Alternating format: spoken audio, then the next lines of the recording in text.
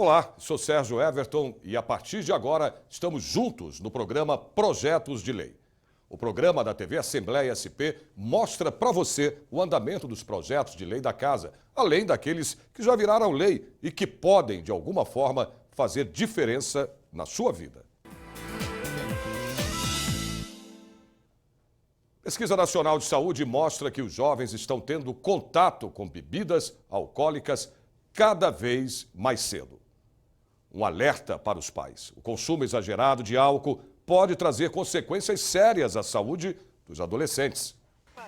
As propagandas estão por toda parte. Mulheres bonitas, praias, amigos. Um convite ao consumo do álcool.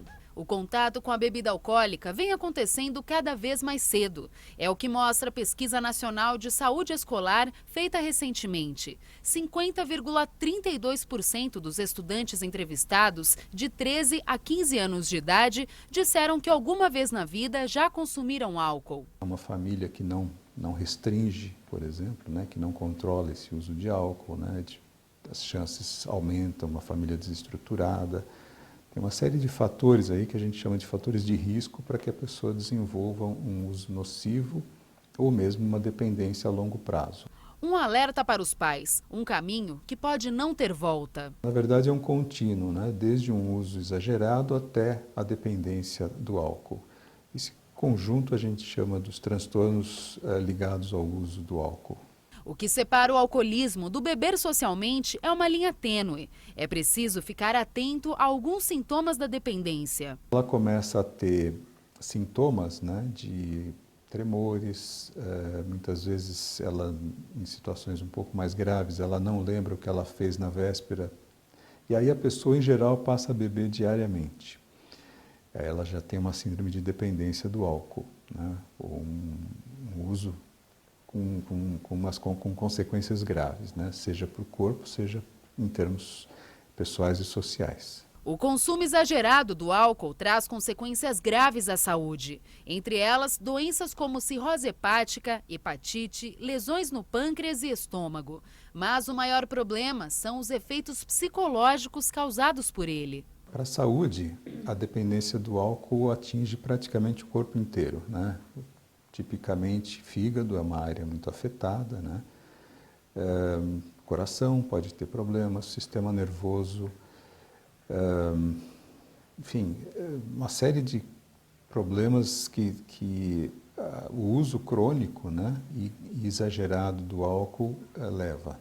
Carlos tem o costume de beber com os amigos. Ele é universitário e o bar é o ponto de encontro dos estudantes. O álcool é uma maneira de eu me relacionar com as pessoas, é uma substância que é muito disseminada no dia a dia, É às vezes o fator que congrega a gente reunida em torno de uma mesa de cerveja e tal. Eu gosto muito, aprecio, tenho curiosidade, gosto de descobrir novas bebidas também.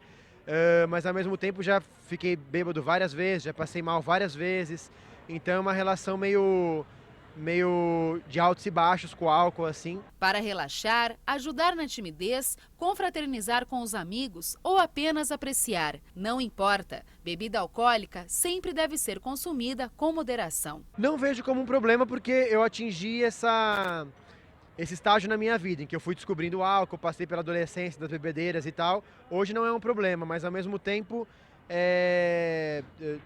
de vez em quando eu acho que eu poderia beber menos. Por exemplo, eu bebi a última vez ontem à noite e a penúltima vez anteontem à noite. Então eu fico ponderando isso e vejo o quanto não é induzido também de uma certa maneira, esse consumo de álcool, ele não é fomentado pela publicidade, pelas grandes empresas de cerveja, do entretenimento também. E me pergunto se eu tenho autonomia em relação ao álcool, ou é ele que tem um poder sobre mim, assim, eu não sei, não sou muito claro em relação a isso. A maioria dos prédios construídos nas cidades brasileiras não segue um padrão de sustentabilidade na execução e utilização da obra. Por isso, são responsáveis por 50% do consumo de energia elétrica no país. Bom, para mudar esse quadro, o projeto de lei prevê que as novas construções de prédios, centros comerciais e condomínios residenciais instalem sistemas de energia solar e de água de chuva para reuso como forma de reduzir todo esse consumo. Bom, a ideia é buscar soluções práticas e de excelente custo-benefício para construtores e usuários. a natureza agradece. Os grandes empreendimentos tomam conta de cada pequeno espaço livre disponível e ocupam todas as áreas possíveis com arranha-céus cada vez mais altos. As cidades estão ficando maiores e mais densas. Selva de pedras seria uma boa definição para o que São Paulo se tornou. Não é à toa que a capital paulista tem mais de 5 mil arranha-céus e só perde para Hong Kong e Nova York. Hoje, os edifícios são os responsáveis pelo maior gasto de energia elétrica, como os daqui da capital, chega até 50% de gasto. Se esses prédios que estão atrás aqui de mim fossem sustentáveis, poderia ter uma economia de até 30%. Eu estou falando de uma economia que equivale ao tamanho de uma usina hidrelétrica como a de Itaipu. O que essas edificações com tais diferenciais estão sugerindo de benefícios econômicos? Né? Do ponto de vista ambiental, a gente pode reduzir 30% de energia, 50% de água, 65% de redução de resíduos, mas na questão econômica, que faz parte do tripé da sustentabilidade, você tem benefícios econômicos para diferentes stakeholders. Para o investidor, depende de valorização de metro quadrado, você tem aumento da velocidade de ocupação, aumento da retenção, então isso é diminuição do risco de investimento. Para as empresas que estão ocupando, para as pessoas que estão ocupando essas edificações, você tem a grande redução do custo operacional, que é o principal custo dessa edificação. Né? Isso é uma grande vantagem. Para as pessoas que estão ocupando, né, você tem uma grande melhora de qualidade de vida, de bem-estar, de saúde. Isso pode resultar até em aumento de produtividade, em ambiente de escritórios, ou melhor aí na rápida desocupação de leitos em hospitais, porque os pacientes eles ficam melhores num curto prazo de tempo, né? Escola, aumento do índice de aprendizado de alunos, então uma série de benefícios, né, intangíveis que também são oriundos da construção sustentável. O céu é o limite para esses grandalhões que nos últimos anos estão aparecendo com uma nova tendência, a sustentabilidade. Bonito por fora, inteligente e ecológico por dentro. Este prédio na Zona Sul de São Paulo tem qualidades que vão além da aparência. A coleta seletiva já começou na obra. 90% de tudo que sobrou de materiais de construção foram descartados corretamente. Os vidros deixam a luminosidade passar, mas retêm o calor. A gente faz aqui muito uso da luz natural, que no Brasil tem muita, ventilação natural, nosso clima que é ameno, água de chuva, que é uma coisa simples de coletar. Nada aqui, na verdade, nesse prédio é por acaso. Não, cada milímetro aqui, para não exagerar, foi pensado para trazer economia de água, economia de energia, bem-estar, conforto térmico, tudo foi pensado nesse sentido. A gente sempre fala, sustentável não é só ambiental, ele é econômico e social. Se o prédio sustentável for mais caro, desculpa, ele não é sustentável, né? Então, assim, esse prédio ele custou 15% a mais que um prédio convencional, que é um investimento aceitável, porque assim, ele tem um payback.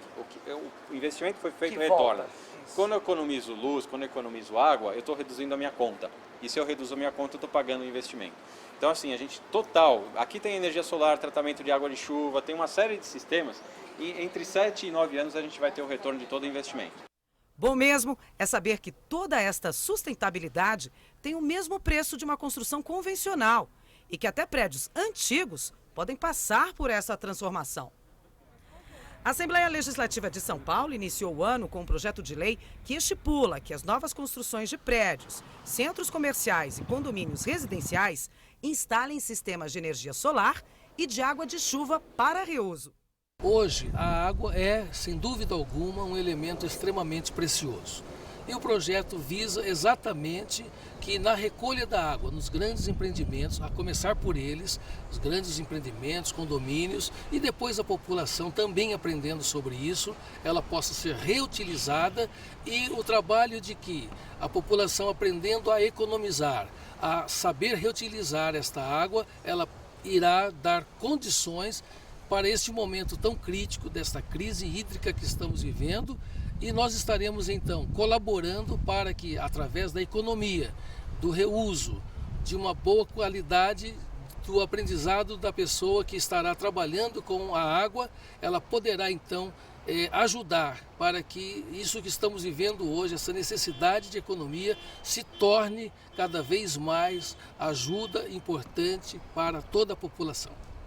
O projeto de lei faz uma primeira pausa e volta daqui a pouquinho, hein? Até já.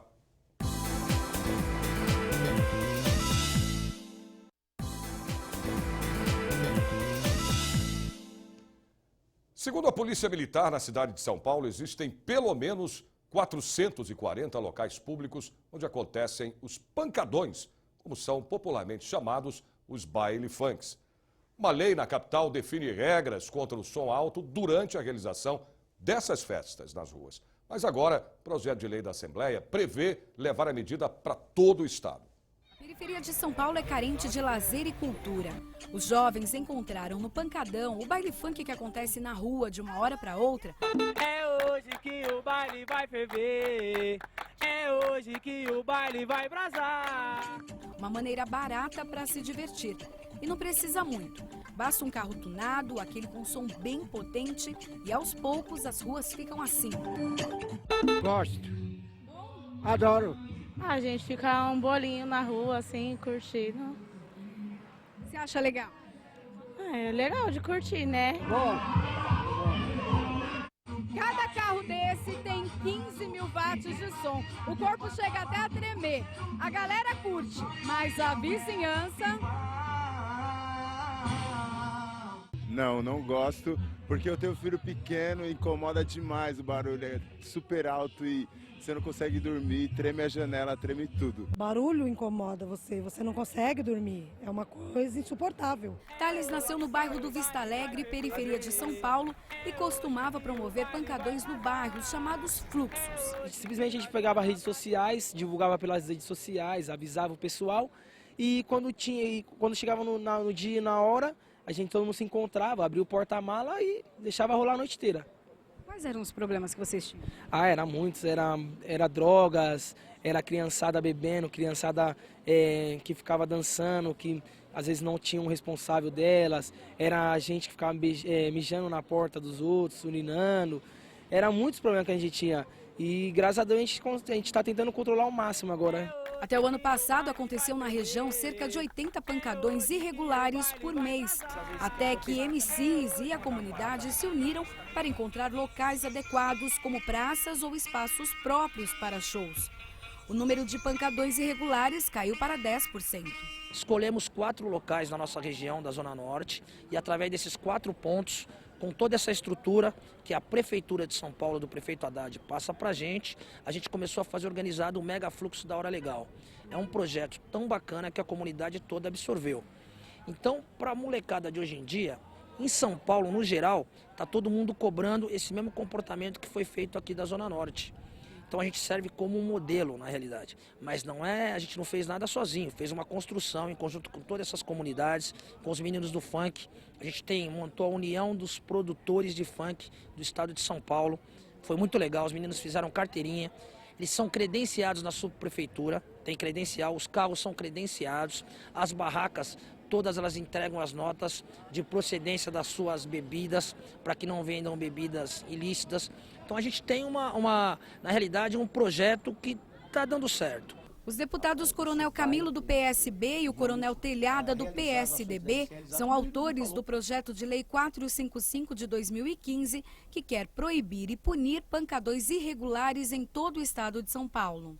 A infração pode acarretar multa de R$1.000 por causa do barulho em local não autorizado e até a apreensão do veículo.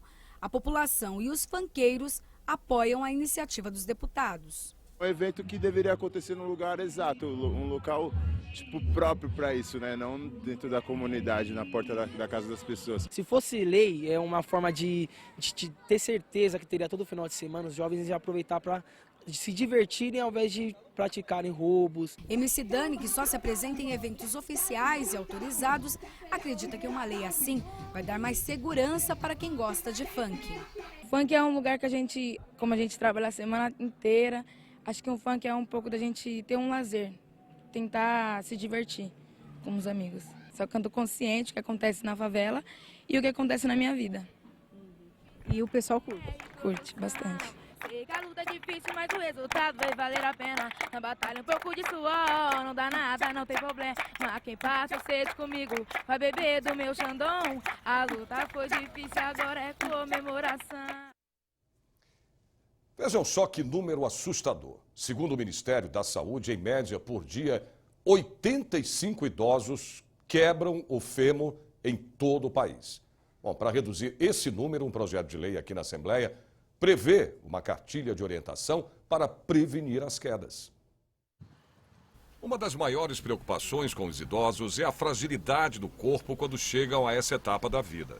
Os cuidados precisam ser redobrados em casa, nas ruas, nos transportes públicos e em outras situações, como quedas.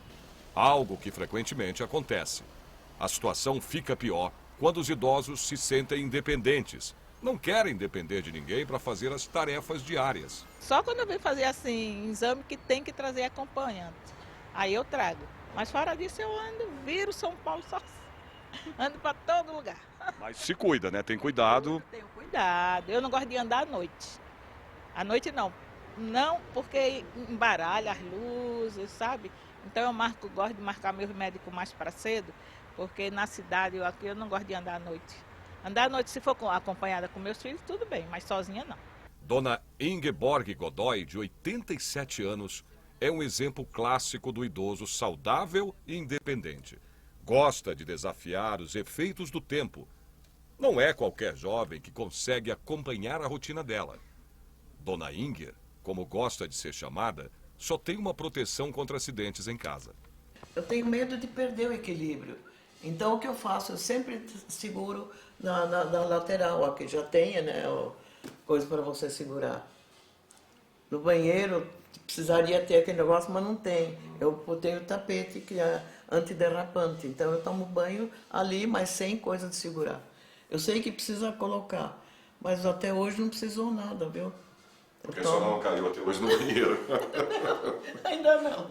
Segundo o estudo realizado pela Universidade de Chapecó, em Santa Catarina, os idosos caem mais em casa, local que deveria ser seguro, do que nas ruas. Os que moram sozinhos correm mais riscos e apresentam 10 vezes mais hospitalizações e 8 vezes mais mortes em decorrência das quedas. Quando a idade chega, é preciso mais atenção. O corpo já perdeu a força de antes e qualquer batida pode provocar a quebra de uma perna ou um braço, por exemplo. Situações que poderiam ser evitadas com cuidados simples, como explica o ortopedista Roberto Queiroz. A sala, por exemplo, evitar tapete. Evitar que tenha, porque o tapete você enrosca o pé e tropeça. Fio de telefone, objetos largados no meio de qualquer lugar. Isso também favorece a tropeçar. Cuidados com calçado, então de repente você não pode usar aquele calçado onde o pé pode escapar, então ele tem que ser fechadinho atrás. Cuidados numa cozinha, por exemplo, então subir, pegar um banquinho para pegar alguma coisa no armário, pode cair. Banheiro, um local muito frequente de queda, porque no banheiro muitas vezes é escorregadio e na hora de tomar banho. Então se você não tem aquelas barras de segurança que pode ajudar, na hora de tomar banho, e mesmo um tapete antiderrapante, isso ajuda. Porque a maioria das quedas são dentro de casa mesmo. O banheiro é um lugar que vira e mexe, cai. Por isso, um projeto de lei de autoria do deputado Orlando Bolsoni, do PSB, se aprovado, pretende criar uma cartilha de orientação para prevenir as quedas sofridas pelos idosos. 2040, então está muito próximo, perto de 50% da nossa população vai estar nessa faixa ou próximo dessa faixa de idade. O objetivo é uma cartilha que faça orientação, desde orientação de saúde, mas orientação especial em locomoção, orientação especial na forma que o idoso deve também cuidar da sua saúde, não só no sentido curativo, mas no sentido preventivo, na questão do lazer e orientar os órgãos para que trabalhem, para que orientem, para que o idoso possa ter uma vida cada vez mais longa e também cada vez com mais qualidade de vida. Você vai ver no próximo bloco os perigos da automedicação e um projeto que institui a Semana Estadual de Prevenção e Combate ao Glaucoma. Voltamos já já.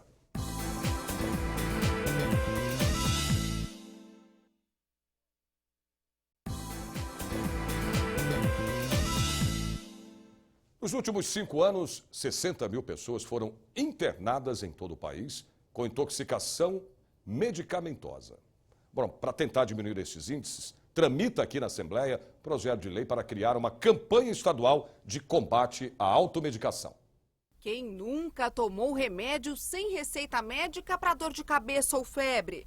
Ou pediu a opinião de amigos sobre qual medicamento usar em algumas situações? A automedicação muitas vezes é vista como solução de alívio imediato de sintomas. Pode trazer consequências mais graves do que se imagina. É uma prática muito comum. Uma passava para outra passava para outra, está com o mesmo sintoma. Eu tomei teu remédio, foi bom, a gente ia lá. Ou mandava alguém ir comprar e a gente tomava. Tomei para dor de cabeça, para febre. Umas dorzinhas, né, que a gente sente, cólica, inclusive eu tomei. Aí o médico pediu que não podia estar tomando. No Brasil, nos últimos 5 anos, foram registradas quase 60 mil internações por intoxicação medicamentosa. Tomando remédio sem receita? Tomando sem receita. Tem medo, não? Não, por quê? Pode fazer mal? Vai. O HC, na capital, registra uma média de 1.600 casos por mês de pessoas com sintomas de intoxicação ou efeitos provocados por remédios ingeridos em casa sem orientação. A pessoa tem que tomar muito cuidado quando ela se automedica, porque a automedicação gera uma administração de medicamentos sem uma orientação adequada. Então, às vezes, você pode estar tomando um medicamento que, ao invés de te ajudar, vai te prejudicar. Outro dado importante é que pelo menos 50% das vendas de medicamentos tradicionais do mercado brasileiro correspondem à automedicação. Vendo essa realidade, o deputado Carlos Bezerra, do PSDB, apresentou um projeto para criar a campanha estadual de combate à automedicação, a ser realizada todos os anos na primeira semana do mês de abril. A gente vê aí, por exemplo, a criação das superbactérias, fruto do quê? De automedicação, fruto de medicação desenfreada, enfim. E a gente trabalha dentro desse projeto, que a gente acredita que pode vir a se tornar lei, se tornar lei, vai trazer um grande avanço para o Estado de São Paulo. A gente trabalha no sentido de conscientizar as pessoas dos perigos de intoxicação, de resistência, de uma série de outras coisas que podem ser causados por causa da utilização inadequada de medicamentos e da automedicação. O glaucoma é a maior causa de cegueira não reversível no mundo. A doença atinge cerca de 1 milhão de brasileiros. O projeto em estudos aqui na Assembleia Legislativa institui a Semana Estadual de Prevenção e Combate ao Glaucoma. Veja agora na reportagem de Jeremias Gomes. O glaucoma é a segunda maior causa de cegueira não reversível do mundo. Para informar melhor a população sobre a doença que atinge cerca de 1 milhão de brasileiros, o deputado Gil Lancaster, do Democratas, apresentou um projeto de lei para a instauração da Semana Estadual de Prevenção e Combate ao Glaucoma. Dona Rosa está com 82 anos. Há cerca de 10 anos descobriu que tinha glaucoma e reconhece, deveria ter ido antes ao médico. Eu fiquei muito tempo sem vir ao oculista, né? Aí quando eu vim para fazer a operação de catarata, aí foi que eu fiquei sabendo que era glaucoma que eu tinha. Que eu recomendo para os meus 4 filhos, que vão sempre ao oculista para não acontecer o que aconteceu comigo, né? Acima de 40 anos, o ideal é realizar uma consulta com o oftalmologista todos os anos. O glaucoma é uma doença que ataca o nervo óptico, explica a médica Márcia Marques. Basicamente, ele é classificado como primário ou secundário. O primário não se sabe a causa, tem vários fatores envolvidos, vários fatores de risco. E o secundário, o próprio nome já diz, ele é causado por alguma doença, ou um trauma, um acidente, uma doença reumatológica, uma infecção. Diferente da Dona Rosa, metade dos brasileiros que têm o glaucoma não foram diagnosticados. E os fatores de risco são muitos. Uma pessoa que tem uma história de aumento da pressão intraocular, que tem uma história de miopia na família e ele é míope, raça, a etnia negra tem uma maior chance de ter o glaucoma primário, ou antecedentes familiares, eu já falei, história de hipertensão e diabetes, tudo isso entra num grupo que são os fatores de risco para o desenvolvimento da doença. O diagnóstico é realizado por meio de vários exames, como a medida da pressão intraocular e a observação do nervo óptico. Anualmente é importante ela procurar um oftalmologista, não somente para ver óculos ou saber se ela enxerga bem. Então, numa consulta de rotina é importante o oftalmologista avaliar o nervo óptico, fazer um exame de pressão intraocular.